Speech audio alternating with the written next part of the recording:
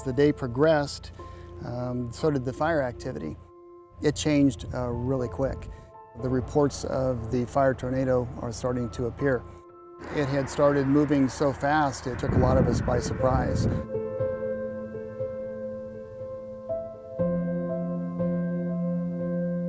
A fire tornado caused by a flat tire with hurricane-force winds about 143 miles an hour. It ripped through Redding, destroying neighborhoods, memories, and taking lives. The Carr Fire is the sixth most destructive fire in California history. In Shasta County, it's the most destructive.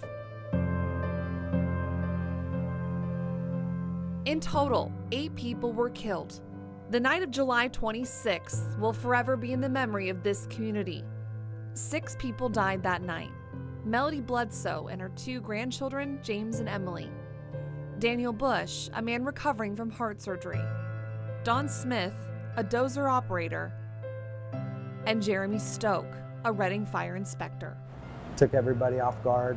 Redding firefighter Grayson Hartman and Captain Chris Smith were working that night on the front lines of the fire. Once it got to the city limits, every resource we have was moved out into the neighborhoods. They were run pretty thin, honestly. I mean, they were scrambling for equipment, for sure. It was burning out of control, destroying neighborhoods by the dozen, some belonging to firefighters who were out trying to save lives. We had 3 guys lose their homes, and I think maybe a third of our department that was evacuated for a week. Redding firefighters were working non-stop, but Chris remembers a moment where time stood still. I ended up in 3 different neighborhoods throughout the night until we got word about Jeremy, and then everything changed after that. Redding Fire Inspector Jeremy Stoke spent his final moments going door to door trying to evacuate people. He died a hero. He was on vacation with his best friend when he cut the trip short and came back to fight the Carr Fire. While he was responding to a neighborhood down Buenaventura Boulevard, the fire took over. Cal Fire believes his work truck was lifted up by the tornado and tossed into the fire more than 100 feet away. The view from above, after the fire, startling. The burned areas where firefighters found his truck. To remember him, a memorial has grown from the burned ground, with his belongings and photos of him in his uniform.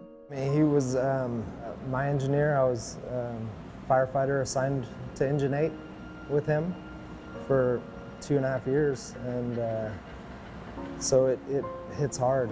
And like Chris said, we're just kind of recovering slowly. Both Grayson and Chris knew Jeremy very well. They worked with him.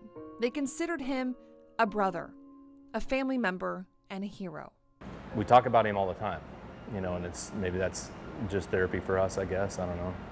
Like Grayson said, we worked with Jeremy together at Station 8. I worked with him for about 5 years, and there's a lot of memories, and I guess those are the things that you hang on to, really. It's the memories cooking in the kitchen, driving to a late night call, or spending time together at a barbecue they miss most. The way about him. He was brash, but he had the biggest heart. Everybody knew that. Once you cracked the shell of Jeremy Stoke, just a heart of gold. And now Jeremy's photo and memory stays with them on every call. He loved this job. He was a fireman, that was it.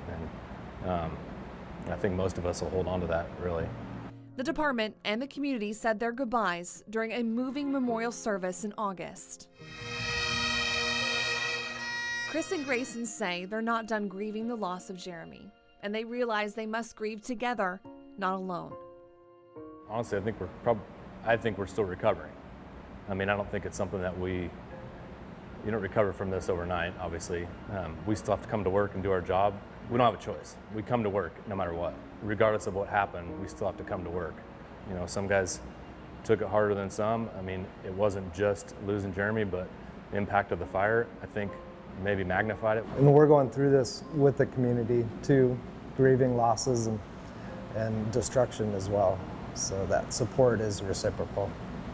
As the seasons change, the support stays constant for these humble heroes. After a recent rain, several Shasta firefighters stopped by Jeremy's memorial to make sure nothing was damaged.